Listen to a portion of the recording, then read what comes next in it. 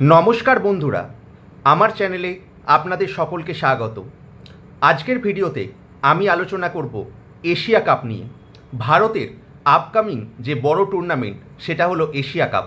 সেই Asia cup আমরা সকলেই জানি শুরু হচ্ছে 9ই সেপ্টেম্বর, চলবে 28শে সেপ্টেম্বর পর্যন্ত। আর আগামীকাল অর্থাৎ 19শে আগস্ট মুম্বাইয়ে অজিত আগরকরের নেতৃত্বে নির্বাচক মণ্ডলী বসবে এই এশিয়া কাপের সম্ভাব্য 15 প্লেয়ারের নেম স্কোয়াড রিলিজ করার জন্য। কারা কারা থাকবে এই 15 জনের দলে? কোনো বড় নাম কি বাদ পড়বে? তাই আজকের সমস্ত আলোচনা হবে এই ভিডিওতে। তাই বন্ধুরা, আজকের ভিডিওটা খুব ইন্টারেস্টিং হতে চলেছে। আপনারা প্লিজ ভিডিওটা স্কিপ করবেন না, ভিডিওটা খুব ইন্টারেস্টিং হবে। আর যে সমস্ত বন্ধুরা আমার চ্যানেলে নতুন তাদেরকে রিকোয়েস্ট করব চ্যানেলটা সাবস্ক্রাইব করার জন্য। তো বন্ধুরা, আর বেশি কথা না বাড়িয়ে শুরু করছি আজকের ভিডিওর মূল টপিক। দেখুন, আগামীকাল 19শে আগস্ট মুম্বাইয়ে শুরু হবে নির্বাচক মণ্ডলীর মিটিং। সেই নির্বাচক মণ্ডলীর মিটিংয়েই চূড়ান্ত হয়ে যাবে ভারতের আপকামিং এশিয়া কাপের 15 ম্যান স্কোয়াড। এইটা নিয়ে অনেক জল্পনা কল্পনা হচ্ছে যে কোন প্লেয়াররা এই টিমে সিলেক্টেড হবে। অনেক বড় বড় নাম কি মিস হয়ে যাবে? আর সেই বড় নাম বলতে প্রথমেই আমি যে নাম বলবো সেটা হচ্ছে ভারতের বর্তমান টেস্ট অধিনায়ক শুভমন গিলের কথা। আপনারা একবার ভেবে দেখুন, এই শুভমন গিল সদ্য সমাপ্ত ইংল্যান্ড সিরিজে করেছিল 750 রান, আইপিএলেও করেছিল 650 রান, কিন্তু তাও তার জায়গাটা ডিবেটেবল। আর একটা বড় নাম, ইংল্যান্ডে ভারতের সিরিজ ড্রয়ের আর এক অন্যতম কারিগর মোহাম্মদ সিরাজ। এই মোহাম্মদ সিরাজেরও কিন্তু 15 ম্যান স্কোয়াডে নাম থাকার সম্ভাবনা খুব কম। তাই আমি আমার ভিডিওটা চালু করলাম প্রথমেই এই দুই স্টার প্লেয়ার দিয়ে, যাদেরকে এই 15 জনের স্কোয়াডে মেবি হয়তো নাও থাকতে পারে।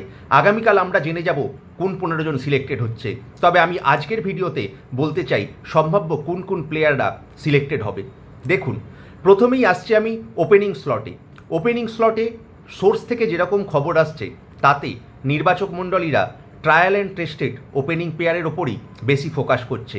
আমরা সকলেই জানি ভারত এবং ইংল্যান্ডের যে হোম সিরিজ হয়েছিল সেখানে লাস্ট যখন টি20 সিরিজ হয় সেখানে ওপেনিং করেছিল অভিষেক শর্মা এবং সঞ্জু স্যামসন।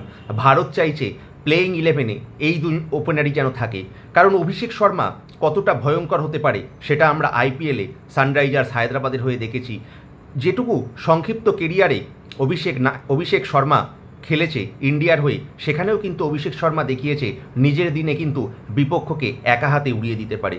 আর সঞ্জু স্যামসনের কথা আলাদা করে কি বলবো, ক্লাস ট্যালেন্ট ভরপুর হচ্ছে এই সঞ্জু স্যামসন।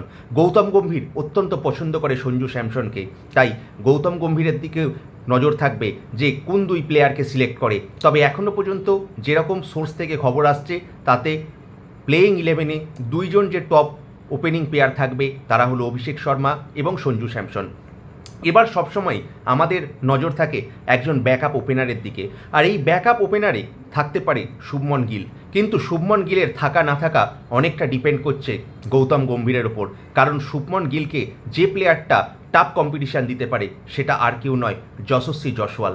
এই যশস্বী জয়সওয়াল কিন্তু অত্যন্ত অ্যাটাকিং প্লেয়ার, টি20 ক্রিকেটের জন্য একদম পারফেক্ট এক্সাম্পল। তাই এই যশস্বী জয়সওয়ালও কিন্তু টিমে থাকতে পারে, কিন্তু 4 জন ওপেনার নিয়ে 15 ম্যান স্কোয়াডে তো যাওয়া সম্ভব নয়। তাই অবশ্যই শুভমন গিল এবং যশস্বী জয়সওয়ালের মধ্যে থাকবে একজন। গৌতম গম্ভীর যদি ব্যাক করে শুভমন গিলকে তবেই হয়তো শুভমন গিলের সম্ভাবনা থাকবে, আদারওয়াইজ আমার মনে হচ্ছে যশস্বী জয়সওয়াল কিন্তু এখানে অনেকটা এগিয়ে শুভমন গিলের থাকে। তাই আমার মনে হয় শুভমন গিলের এইবারের এশিয়া কাপে সম্ভব নয় 15 ম্যান স্কোয়াডে নিজের নাম জায়গা করে নেওয়ার। ওপেনিংয়ে অভিষেক শর্মার সঙ্গে সঞ্জু স্যামসন থাকছে এবং ব্যাকআপ ওপেনার হিসাবে অবশ্যই যাবে যশস্বী জয়সওয়াল। তারপরে যে সমস্ত ব্যাটসম্যানরা থাকতে পারে তারা হলো তিলক বর্মা। এই তিলক বর্মার উপর কিন্তু ইন্ডিয়ান টিম ম্যানেজমেন্ট প্রচণ্ড আস্থা রাখছে। এই তিলক বর্মা কিন্তু সাউথ আফ্রিকা গিয়ে খুব সুন্দর ব্যাট করেছিল, সেখানে বেশ কয়েকটা ম্যাচে পরপর 100 স্কোর করেছিল। তাই তিলক বর্মাকে অবশ্যই ইন্ডিয়ান টিম ম্যানেজমেন্ট, ইন্ডিয়ান সিলেক্টররা চাইছে 15 ম্যান স্কোয়াডে রাখার জন্য। অবশ্যই থাকছে ক্যাপ্টেন সূর্যা কুমার যাদব 360 ডিগ্রি, এবং অপর যে ব্যাটসম্যানটা থাকতে পারে সেটা হচ্ছে রিঙ্কু সিং। সদ্য সমাপ্ত রিঙ্কু সিংয়ের পারফরমেন্স অতটা ভালো না হলেও কিন্তু ইন্ডিয়ান টিম ম্যানেজমেন্ট হোপ করছে রিঙ্কু সিং তার পুরানো ফর্মে ফিরবে এই এশিয়া কাপে। তাই তিনজন যে প্রপার ব্যাটসম্যান থাকতে পারে ওপেনারে ছাড়া তারা হতে পারে তিলক বর্মা, সূর্যা কুমার যাদব এবং রিঙ্কু সিং। অবশ্যই একটা কোশ্চেন এখানে থাকতে পারে, হোয়ার ইউ ফিট শ্রেয়াস আয়ার। শ্রেয়াস আয়ার আইপিএলে পাঞ্জাবের হয়ে অসাধারণ অধিনায়কত্ব করেছিল এবং 3 নম্বরে একার হাতে পাঞ্জাবকে অনেক দূর এগিয়ে নিয়ে গিয়েছিল, কিন্তু প্রত্যেকবারের মতো হয়তো এবারেও আনলাকি রয়ে যাবে শ্রেয়াস আয়ার। শ্রেয়াস আয়ার এত ভালো খেলা সত্ত্বেও, ডোমেস্টিক ফরম্যাটে এত সুন্দর পারফরমেন্স করা সত্ত্বেও, আইপিএলে চোখ ধাঁধানো ইনিংস খেলার পরেও হয়তো এবারেও ব্রাত্য থেকে যাবে 2025 এশিয়া কাপের স্কোয়াডে থাকার জন্য। মনে হয় না শ্রেয়াস আয়ার থাকবে এবারের টিমেও। তাই এরপরে আমি যখন অলরাউন্ডারের দিকে আসি, অলরাউন্ডারে অবশ্যই তো কনফার্ম হচ্ছে হার্দিক পান্ডিয়া, কারণ হার্দিক পান্ডিয়া যেরকম ব্যালেন্স প্রোভাইড করেছে, আমি আগের ভিডিওতেও বলেছি যে হার্দিক পান্ডিয়া হোয়াইট বল ক্রিকেটে একজন অত্যন্ত ইম্পর্টেন্ট প্লেয়ার, যার কোনো ব্যাকআপই হয় না। তাই হার্দিক পান্ডিয়া ডেফিনেটলি থাকছে এই টিমে। এবং আরেকটা যে কোয়েশ্চেন থাকছে সেটা হচ্ছে হার্দিক পান্ডিয়ার ব্যাকআপ হিসাবে শিবম দুবে যাবে না ওয়াশিংটন সুন্দর যাবে। যদি আপনি রাইট টু ম্যাচ ব্যাকআপ নেন, অর্থাৎ ফাস্ট বোলিং অলরাউন্ডার এবং বিগ হিটার, তাহলে আপনি যেতে পারেন শিবম দুবের সঙ্গে। আদারওয়াইজ আপনি কিন্তু যেতে পারেন একজন অফ স্পিনার এবং অসাধারণ ব্যাট করতে পারে ওয়াশিংটন সুন্দরের জন্য। আর এখানে একটা কোয়েশ্চেন মার্ক, টিম ম্যানেজমেন্ট কীরকম থিঙ্কিং করছে, তার থিঙ্কিংয়ের ওপর অনেকটাই ডিপেন্ড করবে হার্দিক পান্ডিয়ার সঙ্গে কোন অলরাউন্ডার যাচ্ছে, ওয়াশিংটন সুন্দর নাকি শিবম দুবে। এবং অবশ্যই একজন ব্যাকআপ উইকেট কিপার লাগে। এই ব্যাকআপ উইকেট কিপার হিসাবে কিন্তু ঈশান কিষানকে পিছনে ফেলে এইবারের আইপিএলে অসাধারণ পারফরমেন্স করে এগিয়ে গেছে জিতেশ শর্মা। তাই সেকেন্ড উইকেট কিপার হিসাবে আমার মনে হয় 15 ম্যান স্কোয়াডে ডেফিনেটলি থাকছে জিতেশ শর্মা। যদি খোদা না খাস্তা সঞ্জু স্যামসনের যদি কোনো রকম প্রবলেম হয়, কোনো রকম চোট হয়, তাহলে আমরা জিতেশ শর্মাকে প্লেইং 11-এ দেখতে পারবো। আর বোলিং নিয়ে, ফাস্ট বোলিং টিম ম্যানেজমেন্ট নিয়ে যেটা ভাবনা চিন্তা, অবশ্যই থাকছে বুমরা, জাসপ্রীত বুমরা জয়সা কই নেই। আমরা সকলেই জানি টি20 ক্রিকেট বলুন, ওয়ানডে ক্রিকেট বলুন, টেস্ট ক্রিকেট বলুন, অল ফরম্যাট প্লেয়ার হচ্ছে জাসপ্রীত বুমরা। এই জাসপ্রীত বুমরা টি20 ক্রিকেটে কিন্তু একার হাতে রং বদলে দিতে পারে। জাসপ্রীত বুমরার ফিটনেস একটা ইস্যু থাকলেও, ওয়ার্কলোড ম্যানেজমেন্ট ইস্যু থাকলেও, ইন্ডিয়ান টিম ম্যানেজমেন্ট কিন্তু জাসপ্রীত বুমরাকে অবশ্যই সিলেক্ট করবে। সঙ্গে থাকবে আর্শদীপ সিং, কারণ আমরা আজও ভুলতে পারি না 2024 সালের সেই একটা ইম্পর্টেন্ট ওভার ফাইনালে আর্শদীপ সিং খেলেছিল। আমরা হয়তো অনেকেই ভুলে গিয়েছিলাম জাসপ্রীত বুমরা হার্দিক পান্ডিয়ার অসাধারণ বোলিংয়ের পিছনে, কিন্তু আপনারা যারা প্রপার ক্রিকেট ফ্যান নিশ্চয়ই মনে রেখেছিলেন আর্শদীপ সিংয়ের একটা ওভার, যে ওভারে আর্শদীপ সিং মাত্র 1 রান দিয়েছিল। তাই ডেফিনেটলি জাসপ্রীত বুমরার সঙ্গে প্লেইং 11-এ সঙ্গী হবে আর্শদীপ সিং। আর হর্ষিত রানা, এই হর্ষিত রানাকে কিন্তু পিছনে ফেলে দিয়েছে প্রসিদ্ধ কৃষ্ণা। গৌতম গম্ভীর যতই হর্ষিত রানাকে পছন্দ করুক, এইবারের আইপিএলের পার্পেল ক্যাপ হোল্ডার প্রসিদ্ধ কৃষ্ণা কিন্তু মেবি আমার মনে হয় থার্ড প্রেশার হিসাবে 15 ম্যান স্কোয়াডে জায়গা করে নেবে এই প্রসিদ্ধ কৃষ্ণা। তাই আমার মনে হয় যে 3 জন ফাস্ট বোলার নিয়ে ইন্ডিয়া খেলতে যাবে, সেই 3 জন হলো জাসপ্রীত বুমরা, আর্শদীপ সিং এবং প্রসিদ্ধ কৃষ্ণা। সঙ্গে তো অবশ্যই থাকছে fast bowling allrounder Indian trump card Hardik Pandya. আর স্পিনার বলতে গেলে একটু ভারতীয় টিম যেরকম হবে, তাতে কিন্তু স্পিনার লোড অনেকটা বেশি থাকবে, কারণ আমরা সকলেই জানি এবারের এশিয়া কাপ সাবকন্টিনেন্ট এশিয়ার দুবাইয়ে, ইউনাইটেড আরব এমিরেটস, সেখানে কিন্তু স্পিন বোলিং খুব ইম্পর্টেন্ট ফ্যাক্টর হয়ে ওঠে। তাই অবশ্যই স্পিন বোলিংয়ে থাকছে ভাইস ক্যাপ্টেন আকসার প্যাটেল।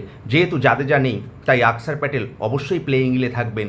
আর প্লেইং 11-এ তো অবশ্যই থাকবে, কারণ আকসার প্যাটেল এখন deputy of Surya Kumar Yadav, vice captain of Indian team T20 cricket. আকসার প্যাটেল অবশ্যই থাকছে। সঙ্গে মেবি থাকতে পারে ওয়াশিংটন সুন্দর।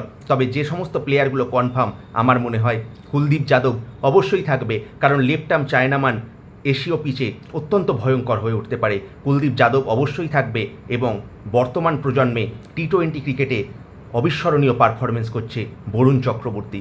এই বরুণ চক্রবর্তীকে এখন টিমে তো রাখতেই হবে, কারণ বরুণ চক্রবর্তী এখন ভারতীয় টিমের একটা অ্যাসেট। আমরা সকলে দেখেছি আইপিএলে ভালো পারফরমেন্স তো করছিল বেশ কয়েক বছর, কিন্তু এখন ইংল্যান্ড সফরে গিয়ে অসাধারণ পারফরমেন্স, সাউথ আফ্রিকায় গিয়ে অসাধারণ, একার হাতে সাউথ আফ্রিকাকে হারিয়ে দিয়েছিল বরুণ চক্রবর্তী। 5-5টা উইকেট নিয়েছিল একটা ম্যাচে। তাই বরুণ চক্রবর্তী অবশ্যই থাকবে। আর একজন আমার মনে হয় ওয়াইল্ড কার্ড এন্ট্রি নেবে, সেটা হচ্ছে রবি বিষ্ণই, কারণ একজন right arm leg spinner definitely লাগে। তাই এইবারের 15 জনের স্কোয়াডটা একটু স্পিনারের আধিক্য থাকবে। তাই আমার মনে হয় কুলদীপ যাদব, আকসার প্যাটেল, বরুণ চক্রবর্তী এবং রবি বিষ্ণই থাকছে। Washington Sundar maybe 50-50 chance, maybe Shivam Dube or Washington Sundar, এদের মধ্যে যে কেউ একজন সিলেক্ট হবে ভারতীয় 15 ম্যান স্কোয়াডে। আমার মনে হয় আগামীকাল তো ক্লিয়ারেন্স হয়ে যাবে ছবি যে কোন 15 জন টিমে থাকছে। তবে আজকে আমার মনে হয় টিম সিলেকশনের আগের রাত আমি আমার আপডেট জানালাম, আমার মনে হয় এই রকম 15 ম্যান স্কোয়াড হতে পারে ভারতীয় টিম ম্যানেজমেন্ট। আপনাদের কি মতামত অবশ্যই জানাবেন বন্ধুরা। শুভমন গিলকে কি থাকবে টিমে, নাকি মোহাম্মদ সিরাজ ফিরে আসবে ইন্ডিয়ান টিমে? তবে এইটুকু কনফার্ম মোহাম্মদ শামি টিমে থাকছে না। ভারতের শেষ T20 সিরিজে মোহাম্মদ শামি থাকলেও চোটের কারণে এইবারের এশিয়া কাপ থেকে ছিটকে গেছে মোহাম্মদ সিরাজ, তাই ডেফিনেটলি মোহাম্মদ সিরাজ থাকছে না। তো আপনাদের মতামতটা একটু জানাবেন। আমি তো আমার প্লেয়িং 11 বা প্লেয়িং 15 বললাম, আপনার কি মতামত? কোন প্লেয়ারকে আপনারা চাইছেন এইবারের 15 ম্যান স্কোয়াডে দেখতে? শ্রেয়াস আয়ার কি বরাবরের মতো এবারেও আনলাকি থেকে যাবে, না সিলেক্টরদের উচিত একটা চান্স দেওয়া শ্রেয়াস আয়ারকে? সমস্ত কিছু আপনারা কমেন্ট করে জানান। আর বন্ধুরা, আমার এই এশিয়া কাপ নিয়ে যে ছোট্ট প্রতিবেদন সেটা কেমন লাগলো আপনাদের অবশ্যই জানাতে ভুলবেন না। যদি ভিডিওটা ভালো লেগে থাকে একটু লাইক করবেন, কমেন্ট করবেন, আর বেশি বেশি করে শেয়ার করবেন বন্ধুরা। শেয়ার করলে ভিডিও বানানোর আগ্রহ অনেক বেড়ে যায়। আর যদি চ্যানেলে নতুন হয়ে থাকেন, রোজকারের মতো একই কথা, আমার চ্যানেলটা প্লিজ সাবস্ক্রাইব করবেন। সাবস্ক্রাইব করে অল নোটিফিকেশান বাটনটা ক্লিক করবেন, তাহলে আমি যখনই ভিডিও ছাড়বো আপনাদের টাইম লাইনে এসে যাবে, আর আপনারা সেই ভিডিও দেখে অবশ্যই এনজয় করবেন। তাই আজকের মতো বন্ধুরা এটুকুই, দেখা হচ্ছে পরের কোনো ভিডিওতে। আজকের মতো ধন্যবাদ, নমস্কার।